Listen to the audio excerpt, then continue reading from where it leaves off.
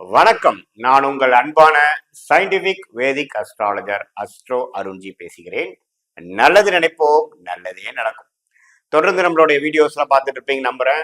அறிவியல் சார்ந்த ஜோதிட கருத்துக்களும் பலாபலன்களும் பார்த்து கொண்டிருக்கிறோம். சயின்டிபிக் வேதிக் அஸ்ட்ராலஜி முறையில எந்த விதத்திலும் மிகைப்படுத்தாமல் மூட நம்பிக்கையில போகாமல் நம்ம பார்த்துட்டு இருக்கோம். அந்த வரிசையில பாத்தீங்கன்னா இந்த வீடியோல துலாம் ராசிக்கு 2025 ஆங்கில புத்தாண்டோட முதல் மாதம் ஆகிய ஜனவரி மாதம் எத்தகைய ஒரு பலாபலன்கள் நிறைந்த ஒரு மாதமாக காலகட்டமாக துலாம் ராசிக்காரர்களுக்கு இருக்க போகிறதுங்கிறது பார்க்க போறோம். அதுக்கு முன்னாடி ஃபர்ஸ்ட் டைம் நம்மளுடைய சேனலுக்கு வரவங்க மறக்காம சப்ஸ்கிரைப் பட்டன் கிளிக் பண்ணுங்க. ஸோ தட் தொடர்ந்து நம்மளுடைய காணொளிகள்லாம் உங்களை அடையும். அது மூலம் நீங்கள் பயன்பெறலாம். இப்ப பாத்தீங்கன்னா துலாம் ராசிக்காரர்களுக்கு 2025 ஜனவரி மாதம் எப்படி இருக்குன்னு பார்க்கும் பொழுது ஆண்டு கிரகத்தோட முக்கியத்துவம் ரொம்ப இம்பார்ட்டன்ட்டுங்கிறது நமக்கு தெரியும். ஆண்டு கிரகத்தோட அமைப்பு நம்ம தேவை. அதுதான் வருடத்துக்கு ஒரு தடவை மாறக்கூடியது, 1.5 வருஷத்துக்கு ஒரு தடவை மாறக்கூடியது, 2 வருடம் மாறக்கூடியது. அதோட விஷயங்கள் எப்படி இருக்குன்னு பார்த்துட்டு நம்ம மாத கிரக பலாபலன்களுக்குள்ள போவோம்.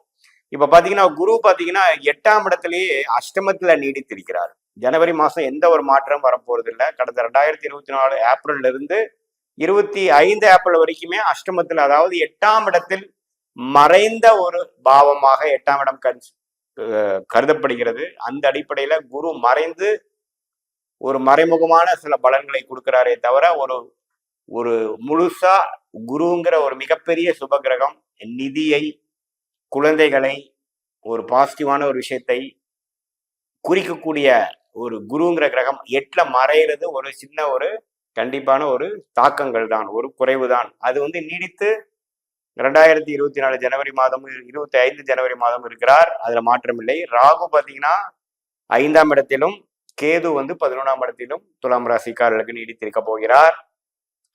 சனி 6ஆம் இடத்துல, சனி பாத்தீங்கன்னா 5ஆம் இடத்துல இருக்கிறார். சனி ராகு 6ஆம் இடத்திலும், கேது 12ஆம் இடத்திலும் இருக்கிறார். மன்னிக்கும். ஸோ ராகு 6ஆம் இடத்துல இருக்கக்கூடிய அமைப்பு தொடர்ந்து இருக்கும் பொழுது அந்த கடன் விஷயங்கள், நோய் விஷயங்கள் எல்லாமே கொஞ்சம் கண்ட்ரோலுக்கு இருக்குங்கிற விஷயம் ஒரு நல்ல விஷயம்தான். கேது 12ஆம் இடத்துல இருந்து குரு பார்வை பெறுவதனால சில விரயங்கள், சில விஷயங்கள்லாம் தொடர்ந்து நடந்து கொண்டிருக்கிறது. குருவும் மறைந்திருந்து நமக்கு ஒன்றும் கைக்கு வந்தது எதுவுமே பிரயோஜனமா நம்ம செய்ய முடியல, எல்லாமே சுப விரயங்களா போயிட்டு இருக்கிறங்கிற மாதிரி ஒரு பலன்கள் அனுபவிச்சிருக்கு துலாம் ராசிக்காரர்களுக்கு. ஜனவரி மாசம் அப்படி போயிட்டு கொண்டு இருக்கக்கூடிய அமைப்பு தான் இருக்குது. குழந்தைகளுக்காக மெனக்கிடுறது, குழந்தைகள் மேல ஃபோக்கஸ் பண்றது, குழந்தைகளுக்கு நாம் எதிர்பார்க்கிற ஒரு ஒரு சீனியர் சிட்டிசனா இருக்கக்கூடிய துலாம் ராசிக்காரர்கள்லாம் பாத்தீங்கன்னா குழந்தைகிட்ட சில ஒரு நல்ல விஷயங்களை எதிர்பார்க்கலான்னு பார்த்தா இந்த கடந்த ஒரு வருஷமாவே பாத்தீங்கன்னா சனி 5ஆம் இடத்துல சில விஷயங்கள் அவ்வளவு ஒண்ணு நல்லா இல்லை, கொஞ்சம் கருத்து வேறுபாடுகள் இருக்கு, நம்ம நினைச்ச மாதிரிலாம் சிலது வரல அப்படிங்கிற மாதிரிலாம் சில பெற்றோர்கள் கன்சிடர் பண்ணக்கூடிய துலாம் ராசிக்காரர்கள் இருக்கதான் செய்யறாங்க. ஏன்னா சனி எந்த ராசி எந்த பாவத்துக்கு வந்தாலும் அதுல சில நெகட்டிவான விஷயங்கள் கொடுப்பாரு. அந்த அடிப்படையில புத்திர விஷயத்துல இருக்கக்கூடிய சனி கொஞ்சம் சில இளைய தம்பதியர்களுக்கு புத்திர குழந்தைகள் பிறக்கக்கூடிய புத்திர விஷயத்துக்கும் தடைகள் கொடுத்து கொண்டிருக்கிறார். இதுதான் 25க்கு அப்புறம் வரக்கூடிய மார்ச் ஏப்ரலுக்கு அப்புறம் வரக்கூடிய சனி பயிற்சி ஒரு நல்ல ஒரு அருமையான ஒரு பிராப்தங்கள் கொடுக்க போகுதுன்னு நம்ம பாக்குறோம். இப்ப ஜனவரி மாசத்துக்கு வரும் பொழுது இதுதான் கிரக அமைப்பு. மாத கிரகத்தோட அமைப்பு எப்படி இருக்குன்னு பார்த்தா ராசி அதிபதி ஆகிய சுக்கிரன் ஜனவரி 27, 28 வரைக்கும் பாத்தீங்கன்னா 5ஆம் இடத்துல கும்பத்திலேயே நட்பு வீட்டுல இருக்கிறார். அது ஒரு நல்ல அமைப்பு. கிரியேட்டிவா வேலை செய்யறது, பிடிச்ச விஷயங்கள் செய்யறது, வயசு வித்தியாசம் இல்லாத, இது விஷயம் இல்ல மாறாத துலாம் ராசிக்காரர்கள் எல்லாருமே பாத்தீங்கன்னா கொஞ்சம் உத்வேகமாக செயல்படுறது, கொஞ்சம் சனியோட சேர்ந்து அந்த சுக்கிரன் இருக்கிறதுனால கொஞ்சம் காதல் வயப்படுறது, இளைய பருவத்தினர் பார்த்தீங்கன்னா ஒரு காதல் வயப்படுறது, நட்பு விஷயம் காதலா மாறுறது, பிடிச்ச விஷயங்கள் செய்யறதுங்கிற மாதிரி ஒரு ட்ரெண்ட் கொடுக்கக்கூடிய ஒரு அமைப்பு ஜனவரி மாசத்துக்கு இருக்கு. அதே சமயத்துல மாதத்தின் இறுதி 3 நாட்கள் உச்சம் பெறக்கூடிய மீனத்துக்கு போறாரு. ஸோ அது பார்த்தீங்கன்னா உண்மையிலே நல்ல பீரியட். அது பிப்ரவரி மாசம் நல்ல பலன்கள் கொடுக்கக்கூடியதுக்கு ஒரு ஆரம்ப கட்ட நாட்களாக இருக்கக்கூடிய அமைப்புகள் கண்டிப்பாக துலாம் ராசிக்காரர்களுக்கு மாத இறுதி வாரம் அப்படி கொடுக்குதுங்க. ஸோ ஜென்ரலா பாத்தீங்கன்னா சுக்கிரனோட சஞ்சாரம் தப்பில்லை. ராஜோகாதிபதி சனியோட சேர்ந்து இருக்கிறது, சில மெனக்கெடுதல், சில மாற எண்ணங்கள், சில நட்பு இது மாதிரி மாறுறது, கடுமையா உழைக்கிறது, ஒரு உத்வேகத்தோட செயல்படுறது, அது மாதிரி விஷயங்கள்லாம் கொடுக்கக்கூடிய அமைப்புகள் கண்டிப்பாக உண்டு. சூரியன் பாத்தீங்கன்னா தனுசுல 3ஆம் இடத்துல மறைந்திருந்த சூரியன் ஜனவரி 14ஆம் தேதி பாத்தீங்கன்னா மகரத்துக்கு வரார், தை மாசம் பிறந்ததுல இருந்து. ஸோ எப்போ மகரத்துக்கு சூரியன் வராரோ அதான் தை மாசத்தின் பிறப்பு. ஸோ அது வந்து ஒரு நல்ல ஒரு அமைப்பு. ஏன்னா சூரியன் வந்து குருவோட வீட்டில் இருக்கிறதோட 4ஆம் இடத்துக்கு வர்றது நல்ல விஷயம். ஸோ என்னதான் நிஷ்பலம் பெற்றாலும் அவர் வந்து அந்த அந்த 10ஆம் வீட்டில் இருக்கக்கூடிய சூரியனுக்கு ஒரு பலம் இருந்தாலும் 4ஆம் இடத்துல இருக்கக்கூடிய சூரியன் வந்து 3ஓட கொஞ்சம் பெட்டரான சில விஷயங்கள் கொடுப்பார். லாபஸ்தானாதிபதியே வந்து ஒரு நாளுக்கு வரும் பொழுது சில விஷயங்கள் ஒரு மாதிரி ஹோல்டா இருக்கிற விஷயம்லாம் கொஞ்சம் பாசிட்டிவா நடக்கக்கூடிய அமைப்புகள் இருக்கு. அதே சமயத்துல செவ்வாய் 10ஆம் இடத்திலேயே பாத்தீங்கன்னா இருக்கிறது ரொம்ப நல்ல விஷயம். தொழில் வேலை விஷயத்துல உத்வேகமாகவும் சில செயல்திறனோடும் சில கொள்கை சில முயற்சிகள் குறையாமல் செய்யக்கூடிய அமைப்புகள் உண்டு.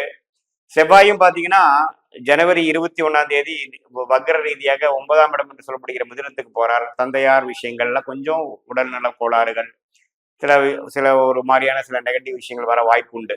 ஸோ பொதுவாக போகும்போது 10ஆம் இடத்துலயே நீச்சமா இருந்தாலும் இருப்பது வந்து நல்ல விஷயம்தான். தொழிலில் வந்து அதிக மேன்மை, வேலையில வந்து கொஞ்சம் அதிக ஃபோக்கஸ் கொடுக்கக்கூடிய மாதம் முழுசா வந்து ஜனவரி மாதம் இருக்கு. குறிப்பா வந்து முதல் 3 வாரத்துக்கு இருக்கு.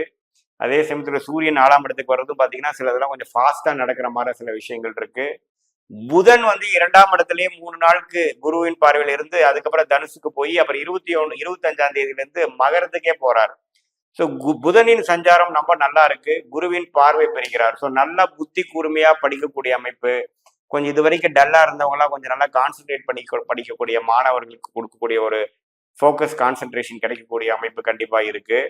ஏன்னா குருவின் பார்வை நீடித்திருக்கிறார். என்னதான் தனுசுக்கு போனாலும் குரு பார்வை கம்மியானாலும் மிதுனத்துக்கு கனெக்ட் ஆகிறார். ஸோ நல்லாவே சில கான்செப்ட்ஸ் எல்லாம் படிச்சு காம்படிட்டிவ் எக்ஸாம் கிளியர் பண்ணக்கூடிய நடுத்தர வயதில் மாணவர்களா இருந்தாலும் சரி, 10th 12th அது மாதிரி எக்ஸாம் எழுதக்கூடிய குழந்தைகளா இருந்தாலும் சரி, இளைய பருவத்தினர் இருந்தாலும் சரி, நல்லாவே வந்து இந்த புதனின் சஞ்சாரம் வந்து நல்லாவே ஓரளவுக்கு எக்ஸாம் டைம்ல வந்து ஏனாதானு இல்லாம ஓரளவுக்கு கிளாரிட்டியோடையும் அந்த ட்ரையல் எக்ஸாம் மாடல் எக்ஸாம் எல்லாம் வந்து உத்வேகமாக செயல்படக்கூடிய அமைப்பு ஜனவரி மாதம் துலாம் ராசிக்காரர்களுக்கு கண்டிப்பாக கொடுக்கக்கூடிய அமைப்பு புதன் கொடுக்குதுங்க. ஸோ பொதுவா பார்க்கும் பொழுது செவ்வாயின் சஞ்சாரம், சுக்கிரனின் சஞ்சாரம், பெயர்ச்சி, இந்த புதனின் பயிற்சிகள், சூரியனின் பயிற்சிகள் எல்லாமே ஓரளவுக்கு சாதகமான ஒரு பலன்கள் தான் இருக்குது ஒழிய இந்த அஷ்டமத்தில் இருக்கிற குரு வந்து நீடித்து 8லயே இருக்கிறாருங்கிற ஒண்ணுதான் குறை. ஸோ மற்றபடி எல்லாமே கொஞ்சம் பரவாயில்லை. பொதுவா பார்க்கும் பொழுது இன்னும் 2025 மார்ச் ஏப்ரலுக்கு அப்புறம் துலாம் ராசி தான் 2025லயே வந்து பெஸ்ட் பலன் அனுபவிக்கக்கூடிய ராசியாக நம்ம பார்க்குறோம். நிறைய டிவி ப்ரோக்ராம்ஸ் எல்லாத்துலேயும் அப்படிதான் முடிவு பண்றாங்க. ஏன்னா அது வந்து 3 மிக பெரிய விஷயத்தினால ஆண்டு கிரகமாகிய குரு வந்து வெளியில வரார், சனி வந்து 6ஆம் இடத்துக்கு போறார், அதே சமயத்துல ராகு குரு பார்வை பெற்று 5ஆம் இடத்துல இருக்கிறார். ஸோ இதெல்லாமே ஆண்டு கிரகத்தை பாசிட்டிவா இருக்கிறதுனால இந்த ஜனவரி மாதம் வந்து மேற்கொண்டு நீங்க ஏப்ரல் மேற்கு அப்புறம் வரக்கூடிய ஒரு அனுகூலமான ஒரு ஒரு அடுத்த 1 வருஷம் 2 வருஷம் காலகட்டத்துக்கு வேணுங்கிற ஒரு ஃபவுண்டேஷன் அடிப்படையான சில விஷயங்கள் உங்களுக்கு அமைத்து கொடுத்து வாழ்க்கையில் அமைத்து கொடுத்து அதுக்கு வேணுங்கிற ஒரு மைண்ட் செட்டு, அதுக்கு வேணுங்கிற ஒரு கான்டாக்ட் பண்ணி விடுறது, அதுக்கு வேணுங்கிற சில ஆரம்ப விஷயங்களை வாழ்க்கையில செய்துக்கிறது, அது மாதிரி விஷயங்கள்லாம் நிறைந்த ஒரு மாதமாக துலாம் ராசிக்காரர்களுக்கு ஜனவரி 2025 கண்டிப்பாக இருக்கிறது. இது வந்து ஒரு பொதுவான பலன்களே தவிர இது வந்து உங்களுடைய ஜென்ம ஜாதகத்துல நீங்க பிறந்த தேதி, பிறந்த நேரம், பிறந்த ஊர்ல எந்த மாதிரி ஒரு ஜாதகத்துல பிறந்திருக்கீங்க, உங்க லக்னம் என்ன, லக்னாதிபதி எப்படி இருக்கு, இப்ப நடக்கக்கூடிய தசாபுக்திகள் என்ன, தசநாதன் எப்படி இருக்கிறார், புக்திநாதன் எப்படி இருக்கிறார் கோச்சாரத்துல, இப்ப நம்ம பேசின கோச்சார பலன்கள்லாம் சேர்த்து பார்த்து பிரித்து பார்த்து சொல்லும் பொழுது இன்னுமே துல்லியமான பலன்கள் வாழ்க்கையில் அடுத்துப்படக்கூடிய சம்பவங்கள் எப்படி இருக்க போகிறது, எது மாதிரி முடிவுகள் எடுத்தால் நம்ம சிறப்பாக முன்னேறலாம்ங்கிறதெல்லாம் வந்து கண்டிப்பாக பார்க்கலாம். இது பொதுவான பலன்கள்ங்கிறது நேயர்கள் தெரிந்து கொள்ள வேண்டும். மீண்டும் மற்றொரு காணொலியில் சந்திப்போம். நன்றி, வணக்கம்.